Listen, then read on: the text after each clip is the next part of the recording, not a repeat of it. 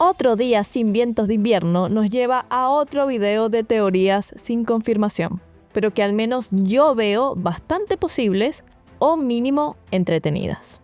Y es que honestamente el video de hoy se viene bastante bueno porque toco algunas teorías God, incluso alguna con spoilers, así que bueno, les advertiré. Este es el tercer video de las mejores teorías de Canción de Hielo y Fuego. Por favor, vean mi librería de videos para la parte 1 y la parte 2. Y sin más preámbulos, porque yo sé que ustedes quieren que ya hablemos de las teorías que tocan, démosle play.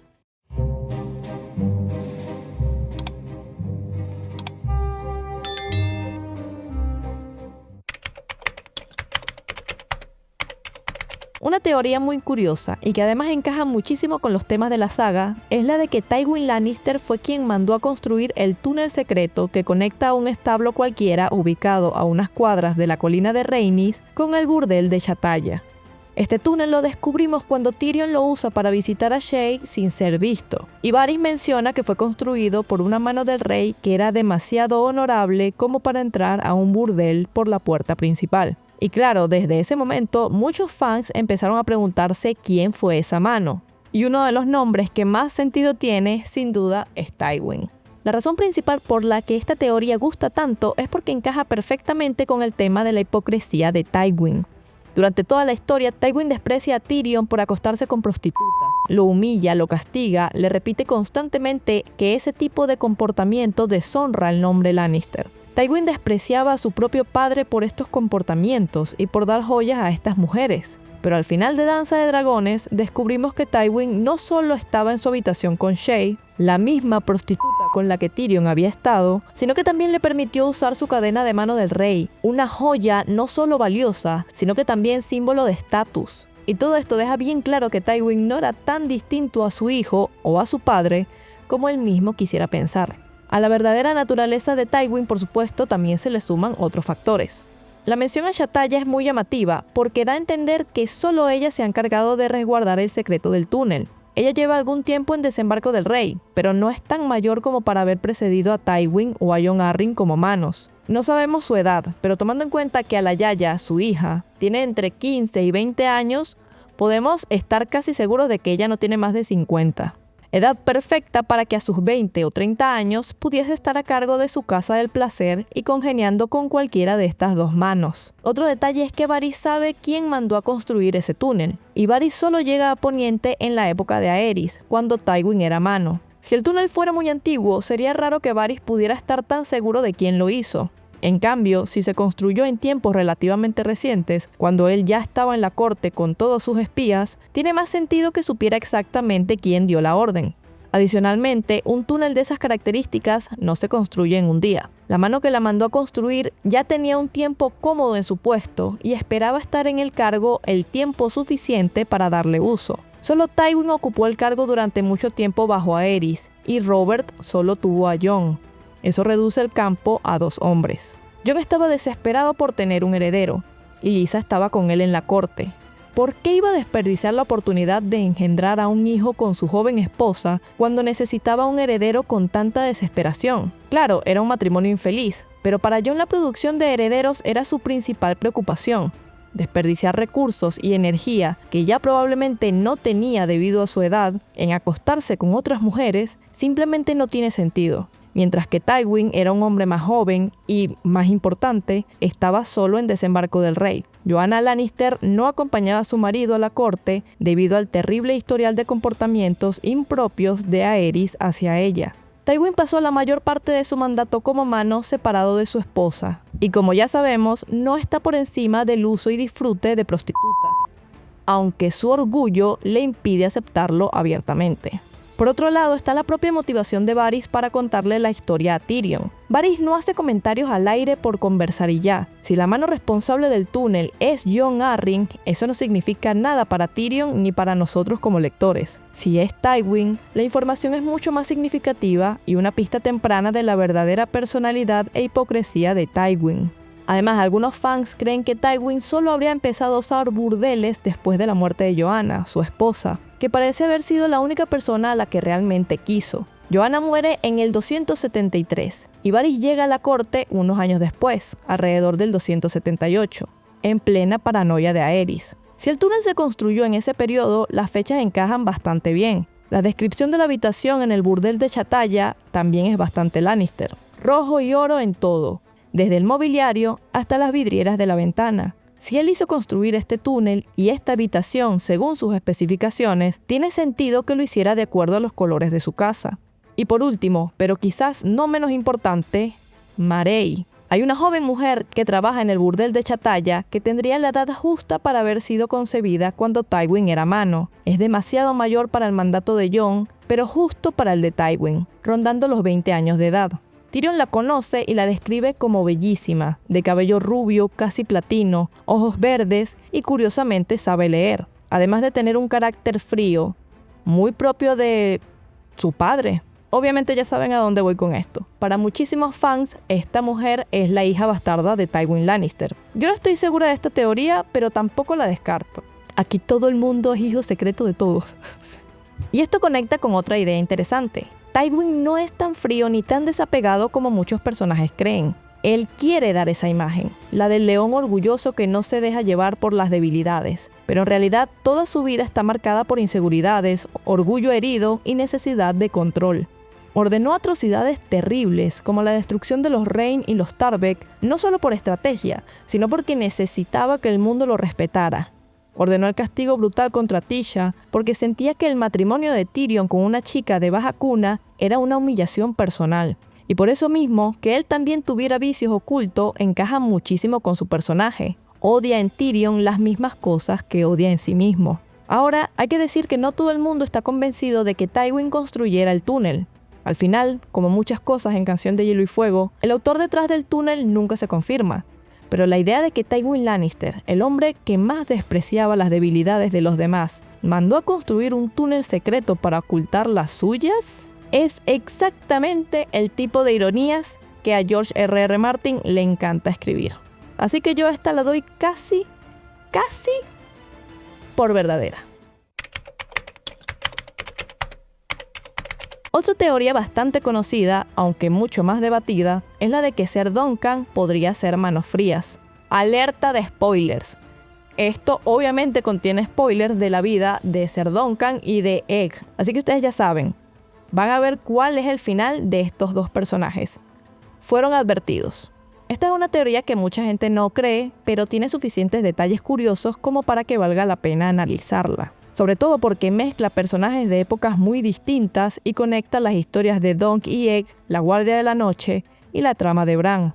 La idea básica detrás de esta teoría es que Duncan sobrevivió a la tragedia de Refugio Estival, perdió todo y con una profunda culpa por no haber podido salvar a su amigo y rey, terminó ocultando su identidad y yendo al norte para seguir sirviendo al reino en la Guardia de la Noche, lo que eventualmente lo llevaría a convertirse en Manos Frías. Sabemos que Ser Duncan estaba presente en Summerhall, o Refugio Estival, cuando ocurrió el incendio donde murió el rey Aegon V. También sabemos que Duncan era extremadamente honorable, probablemente el caballero más honorable de su época. Si en Refugio Estival ocurrió algo terrible, como un ritual peligroso para hacer nacer dragones, no sería raro que Dunk intentara impedirlo, incluso si eso significaba desobedecer órdenes. Algunas teorías señalan que probablemente Dunk pudo sacar a Rhaella embarazada de Refugio Estival antes de que comenzara el incendio, lo cual explicaría, por supuesto, que Rhaegar naciera a salvo. Y es que el hecho de que sabemos que Ser Duncan fue el que salvó a Rhaella lleva a la pregunta, ¿será que pudo salvarse a sí mismo o regresó a morir con su amigo Egg?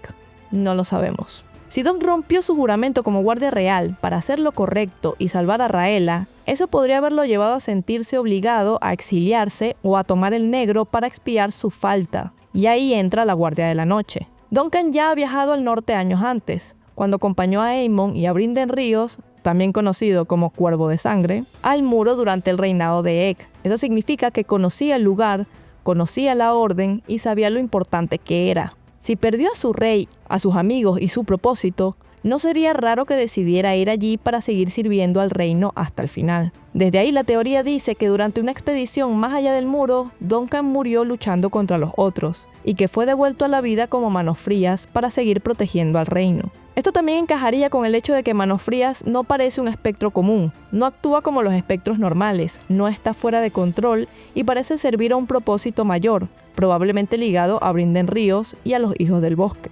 Algunos fans incluso creen que Brynden pudo haberlo traído de vuelta para seguir sirviendo al reino como castigo o como última misión, y temáticamente tiene cierto sentido. Donk siempre fue el caballero perfecto, el que hacía lo correcto aunque le costara todo. Convertirse en una figura solitaria que protege al mundo desde la oscuridad sería un destino muy en línea de su personaje.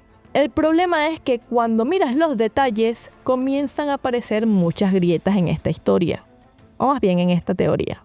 La primera es algo muy simple. Ser Duncan era uno de los hombres más famosos de su época. Fue el Lord Comandante de la Guardia Real, acompañó personalmente a cientos de reclutas de la Guardia de la Noche hasta el muro y era conocido por todo el reino. Si él se hubiera unido a la Guardia después, alguien lo recordaría, incluso con un nombre falso. En la Guardia de la Noche hay tradición oral, historias, registros. No es creíble que un caballero de más de 2 metros de altura y con una cicatriz característica en el rostro pudiera aparecer allí sin que nadie supiera quién era o al menos lo sospechara. Y esto nos lleva al segundo problema. Donk es enorme. Ser Duncan mide 2.1 metros de altura, algo extremadamente raro e incluso imponente. Si Manos Frías fuera él, Bran, Sam, Mira, Jojen, alguien habrían notado que estaban viajando con uno de los hombres más extraordinariamente altos que habían visto en su vida, pero nunca se menciona nada así. Otro problema importante es lo que dicen los Hijos del Bosque. Cuando Bran pregunta por Manos Frías, Liv le dice que murió hace mucho tiempo. Y cuando seres que viven siglos te dicen hace mucho tiempo, no parece muy probable que se refieran simplemente a 20 años atrás. Si Duncan murió después de Refugio Estival, eso sería solo unos 25 o 30 años antes de la historia principal, lo cual no parece suficiente para que los hijos hablen de él como alguien que murió hace tanto tiempo. También está el tema del idioma. Manos Frías entiende la lengua verdadera, el idioma antiguo de los Hijos del Bosque. Eso sugiere que lleva muchísimo tiempo con ellos, probablemente más de lo que encajaría con la vida de Duncan. Otro punto que hace dudar es el tema del honor. Si Duncan hubiera sobrevivido a Refugio Estival y quisiera expiar algo, lo más lógico sería que tomara el negro con su nombre real. La Guardia de la Noche existe precisamente para borrar los pecados del pasado. No tendría sentido que se uniera con una identidad falsa porque eso sería deshonroso, y Dunk no es ese tipo de persona. La teoría de que Duncan el Alto es Manos Frías no es imposible, y tiene algunos puntos atractivos, pero cuando miras los detalles, la teoría empieza a romperse por muchos lados. Por eso esta precisamente es una de las teorías que los fans toman como divertida, pero probablemente falsa, aunque yo realmente no sé. ¿Ustedes qué opinan? Yo se los dejo a su criterio totalmente. Hola chicos, paso a recordarles que si están disfrutando del video, no olviden darle like, suscribirse y obviamente también compartirlo con algunas personas que lo puedan disfrutar. Asimismo, les recuerdo que ya pueden apoyarnos uniéndose al canal como miembros. ¡Bien! Y también nos pueden dar un super gracias. Cualquiera de estos tipos de apoyos se los super agradeceremos. Ahora sí, sigamos con el video. La siguiente teoría es una de esas que no cambian toda la historia por sí solas, pero que encajan demasiado bien con los personajes como para ignorarlos. La idea es que Robert Arryn, el hijo de Lysa, en realidad no sería hijo de Jon Arryn, sino de Peter Baelish. No es una teoría confirmada ni mucho menos, pero tiene suficientes detalles sospechosos para que muchos lectores la consideren probable. Para entender por qué esta teoría existe, primero hay que recordar la relación entre Lysa y Peter Baelish. Desde que eran jóvenes, Lysa estaba obsesionada con él. Sabemos que cuando vivían en Aguas Dulces, Lysa se acostó con Peter 2 veces y la última vez quedó embarazada. Hoster Tully la obligó a abortar, algo que la marcó profundamente, y desde ese momento queda claro que Lysa nunca deja de querer a Peter, mientras que Peter, aunque no la ama, sí sabe perfectamente cómo manipularla. Al poco tiempo, Lysa se casa con Jon Arryn, que ya era mayor, y durante mucho tiempo intentan tener hijos sin éxito. Lysa sufre varios embarazos fallidos, abortos espontáneos y bebés que mueren al poco tiempo. Todo esto se menciona varias veces en los libros y sirve para establecer que Jon Arryn tenía dificultades para tener descendencia, o que al menos la pareja tenía problemas para concebir. Y aquí es donde entra Robert Arryn. Él es el único hijo que sobrevive y nace cuando Jon Arryn ya estaba bastante viejo. Eso por sí solo no prueba nada, pero sí hace que algunos lectores se pregunten si realmente era tan fácil que Jon tuviera un hijo sano después de tantos fracasos. Ahora, si vamos a analizar esta teoría en serio, hay que analizar los puntos a favor, porque sí hay varias cosas que hacen que el hecho de que Robert Arryn pueda ser hijo de Meñique tengan sentido. Lo primero que suele mencionarse es el aspecto físico. Robert no se parece casi nada a los Arryn. Tiene el cabello marrón, es pequeño, débil, enfermizo, nervioso, con un carácter temeroso y dependiente. Y eso llama la atención porque los Arryn suelen describirse justo al revés. Son rubios, altos, con porte noble, seguros de sí mismos, con ese aire típico de una familia antigua y orgullosa. Robert solo tiene los ojos azules, que sí son comunes en los Arryn, pero esos también perfectamente podrían venir de su madre porque los Tully también los tienen. La comparación se vuelve todavía más curiosa cuando aparece Harold Hardyng. Él tiene sangre Arryn por una línea lejana y aún así es prácticamente la imagen perfecta de lo que uno esperaría de un Arryn. Alto, fuerte, seguro, con presencia. Incluso se dice que recuerda mucho a Jon Arryn de joven. Y eso hace que resulte extraño que alguien con parentesco lejano se parezca más al antiguo señor del valle que su propio hijo. No prueba nada por sí mismo, pero sí hace que uno levante la ceja. Otro punto que muchos consideran sospechoso son las fechas. Peter Baelish llega a Desembarco del Rey en el 289 y Robert Arryn nace unos años después. Esto significa que durante al menos 3 años Peter estuvo cerca de Lysa antes de que ella quedara embarazada de Robert. No hay ningún texto que diga que tuvieron una relación física en ese tiempo, pero sí sabemos que Lysa seguía completamente enamorada de él y por lo mínimo tuvieron una relación emocional por parte de ella y manipulativa por parte de él. También hay un detalle interesante con Jon Arryn. Antes de morir estaba investigando temas de herencia y genética, concretamente el tema de los hijos de Cersei y Jaime. Quizás empezó a sospechar no solo de los Lannister, sino también de su propia familia. Tal vez empezó a preguntarse si Robert realmente era su hijo. Y si eso fuera cierto, tendría sentido que Peter quisiera quitarlo del medio antes de que se descubriera algo. A esto se suma lo que dice la propia Lysa de su matrimonio. En un momento le comenta a Sansa que Jon Arryn le daba tanto placer como le daba hijos. Una declaración sospechosa porque si era incapaz de darle placer alguno, como parece sugerir, esto significaría que tampoco podía darle ningún hijo.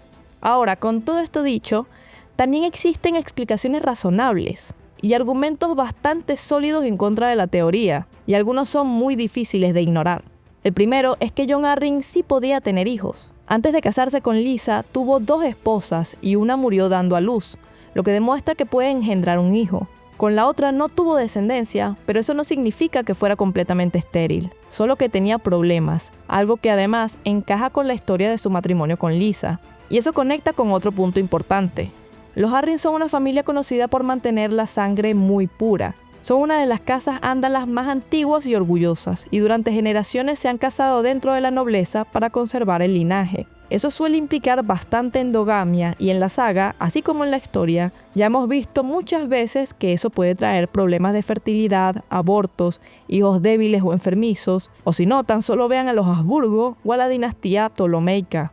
Además, Lysa había tomado Atanasia cuando era joven, el té abortivo que le dieron después de quedar embarazada de Peter en Aguas Dulces. Ese tipo de cosas perfectamente pudo afectar su capacidad para concebir en el futuro. Entre los problemas de fertilidad de Jon y los posibles daños que Lysa pudo haber sufrido, no es extraño que hubiera tantos embarazos fallidos y que cuando uno lograra sobrevivir, no fuese la viva imagen de la salud. También está el tema del cabello.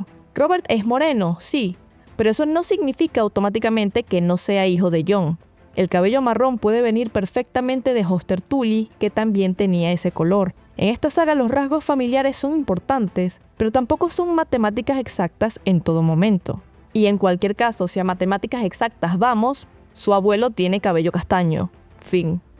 Pero quizás el argumento más en contra de esta teoría viene del comportamiento y las declaraciones de la propia Lysa.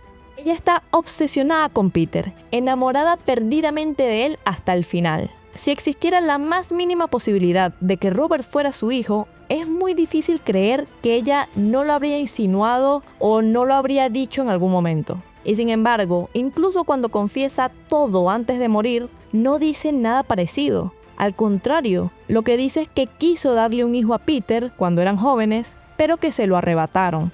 Habla de eso con dolor, como de algo que nunca pudo ser. Si Robert realmente fuera hijo de Peter, ese momento habría sido el perfecto para decirlo.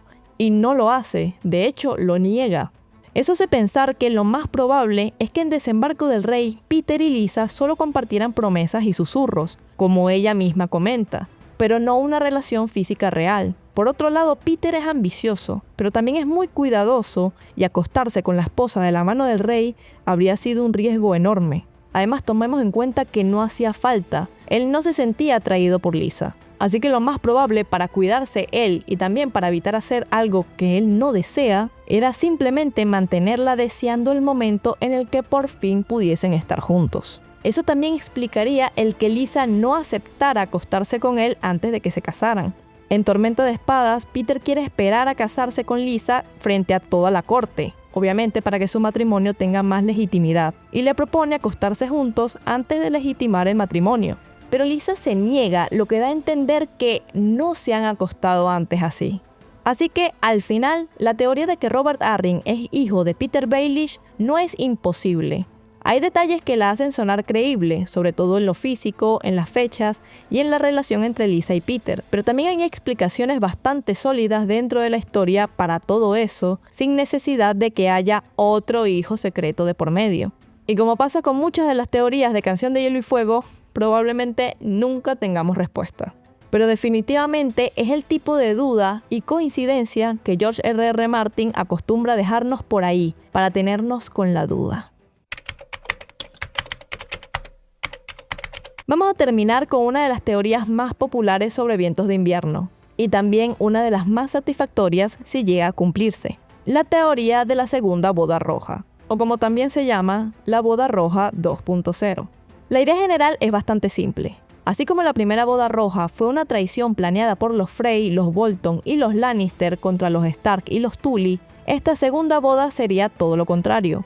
Una masacre organizada por la Hermandad sin estandartes, Lady Corazón de Piedra y los aliados de los Tully y de los Stark para vengarse de los Frey y los Lannister. Y lo interesante es que no es solo una teoría inventada por los fans sin base. Hay bastante preparación en los libros como para que algo así pueda pasar. Todo empieza con Corazón de Piedra. Desde que es revivida por Beric Dondarrion, Catelyn toma el control de la Hermandad sin estandartes y se obsesiona completamente con la venganza contra los responsables de la traición. En Festín de Cuervos, uno de los miembros de la Hermandad lo dice claramente. Ella quiere a su hijo vivo o a los responsables de su muerte. Catelyn quiere venganza y llega a todos los extremos necesarios para castigar a los responsables de la muerte de Robb. Y aquí es donde entra la posible segunda boda. Después de la caída de Aguas Dulces, se menciona que habrá otro matrimonio entre los Frey y los Lannister como parte de su alianza. Daemon Lannister tiene que casarse con una Frey y todo apunta a que la boda será en los ríos, probablemente en Aguas Dulces, que ahora está bajo el control de los Frey. Esto ya es sospechoso por sí solo. En Canción de Hielo y Fuego, cada vez que hay una boda importante, algo sale mal.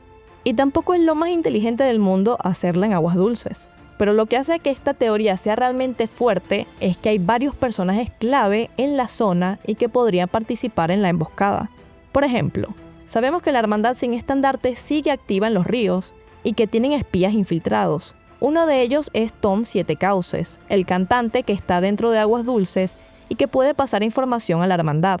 El mismo Jaime dejó a Edmure a solas con Tom sin saber quién era realmente. Edmure, luego de esto, termina negociando la liberación del castillo, pero Jaime nota que parece demasiado contento. Luego de esto, Edmure dura más de un día en rendir el castillo y Jaime luego descubre que el pez negro logró escapar. ¿O acaso nunca se fue? Quizá. ¿Hablaron Edmure y Tom de negocios en la tienda? Seguramente.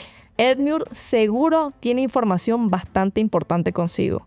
Así no haya podido hablar lo suficiente con Tom, no hay duda de que ese día que estuvo en Aguas Dulces con su tío y con todos los miembros del castillo, hubo planes y conversaciones bastante importantes, porque tampoco hay dudas de que dentro de Aguas Dulces hay también infiltrados. Por lo tanto, ¿se dio Edmure el castillo sabiendo perfectamente que los Tully lo recuperarían próximamente? Posiblemente. Sabemos que los planes de Tom son permanecer en Aguas Dulces, por lo que los Tully y la Hermandad ya tienen un informante al tanto de los preparativos de la boda. Las tierras de los ríos ahora tienen un montón de factores sueltos en juego. La Hermandad, los restos de las fuerzas de Robb, la manada de Nymeria, hombres dispersos del pez negro, y parece que todas estas armas de Chekhov están listas para dispararse. También sabemos que la mayoría de los sirvientes y hombres de los Tully decidieron permanecer en su puesto cuando Jaime tomó el castillo, y que muchos soldados Tully fueron liberados. Otros hombres clave decidieron tomar el negro. ¿Un guiño a dar cierta información a Jon Snow? Quizá.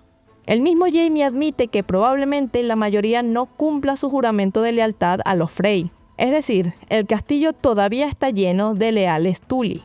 Uno de ellos decide abrir una puerta o matar a un guardia en un momento oportuno y se acabó. Si juntas todo esto, el escenario empieza a parecerse mucho a la primera boda roja, pero al revés. Una boda entre aliados, muchos enemigos reunidos en el mismo lugar, personas infiltradas dentro y un grupo esperando el momento perfecto para atacar. Uno de los puntos más interesantes es que es muy probable que Walder Frey asista personalmente. Sabemos que para él no ir a una boda es casi una ofensa. A lo largo de los libros deja claro que los matrimonios son algo muy serio dentro de su casa. Aunque tiene más de 90 años, no está completamente incapacitado. Sabemos que ha viajado recientemente a Desembarco del Rey para ver a Jon Arryn y también se menciona que puede desplazarse en litera cuando es necesario. Es decir, no es descabellado pensar que podría asistir a otra boda importante de su familia, sobre todo si involucra a los Lannister. Y si Walder está presente, el impacto de una segunda boda roja sería mucho mayor, porque no sería solo matar a algunos Frey, sino golpear directamente la estabilidad de la familia, lo que daría inicio a otra teoría muy popular, la Guerra Civil Frey, de la que hablaremos en su propio video, muchachos. Esa teoría ya necesita su propio video. Si este video llega a los 5000 likes, hago la teoría de los Frey. Otro detalle importante tiene que ver con Jaime Lannister. Al final de su historia, Brienne aparece y le dice que ha encontrado a Sansa y lo convence para que la siga. Pero nosotros sabemos que Brienne está actuando obligada por la hermandad sin estandartes. Esto me hace pensar que Jaime tiene que cumplir algún papel antes de que ocurra la posible segunda boda roja. No necesariamente como víctima, sino como parte del plan. Tiene sentido si recordamos que Jaime fue el rehén más valioso que tuvieron los Stark, y aunque ahora la situación es distinta, sigue siendo uno de los Lannister más peligrosos. Si la hermandad planea atacar a los Frey y a los Lannister en una boda, quitar a Jaime del medio o tenerlo de señuelo puede ahorrarles muchísimos problemas. Si juntamos todo eso, el escenario comienza a tomar forma. Tenemos otra boda importante entre los Frey y los Lannister, tenemos a la hermandad moviéndose por los ríos, tenemos a Catelyn obsesionada con vengar la boda roja, tenemos a Jaime desaparecido justo antes de que algo grande pueda ocurrir, y tenemos a Walder Frey muy probablemente asistiendo para una merecida muerte que destruya su casa. La simetría de otra boda roja es simplemente demasiado divertida como para dejarla pasar, así que yo espero verdaderamente que pase. Daemon dice que se casará con su Frey porque sabe lo que le pasó a Robb Stark. La ironía es que Robb murió por romper su promesa, pero Daemon morirá por cumplirla. Honestamente, me moriría de la risa. Tendría problemas de salud si eso llegara a pasar. Y creo que esta teoría es casi una realidad. Y bueno, estas fueron todas las teorías que cupieron para este video, porque de verdad que yo le pongo bastante sazón a cada una y no da para tantas. ¿Qué les parecieron las teorías de este video? A mí de verdad me encantaron. Quedaron varias por fuera, pero es que muchas merecen sus propios videos. Comienzo a hacerlas, pero me doy cuenta luego de que tienen tantas ramificaciones y tantos detalles que no puede estar en un video recopilatorio. Necesita cada uno su propio video. Así que bueno, muchachos, muchas gracias por haberme acompañado hasta el final de este video. Les recuerdo que pueden darle like, suscribirse si aún no se han suscrito. Y bueno, coméntenme qué otra teoría quisieran para el siguiente video. Muchas gracias por haberme acompañado hasta acá. Un abrazo, nos vemos en el siguiente video y hasta pronto. Chao, chao. Quiero que levanten la mano si alguna vez una chica ha hablado mal de ustedes a sus espaldas. Y le vamos a meter 500 tiros y ahí solucionamos esto. Tienes que calmarte, hombre, Pablo. Calmarte, ¿cuál calmarte, Gonzalo? Prometiste no hacerles daño. Aquí no, chiquis triquis. Papi lo discutirá luego.